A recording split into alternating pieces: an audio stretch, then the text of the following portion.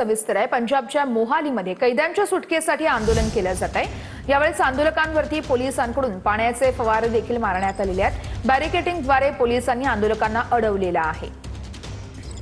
पंजाबच्या मोहालीमध्ये आंदोलन सुरू आहे। कैद्यांच्या सुटकेसाठी हे आंदोलन सुरू असल्याचं सांगितलं जात आहे। ही दृश्य आपण बघतोय कशा पद्धतीने पोलिसांनी या ठिकाणी बॅरिकेडिंग केलेलं आहे आणि त्याचवरून आता पोलिसांकडून पाण्याचा फवारा मारून या सगळ्या आंदोलकांना पांगवण्याचा प्रयत्न केला जातोय।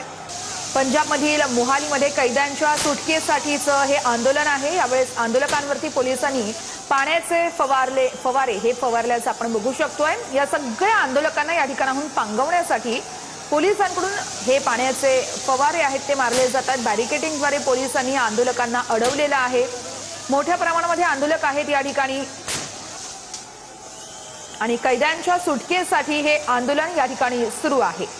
पंजाबच्या मोहाली या ठिकाणची ही दृश्य आपण बघत आहोत।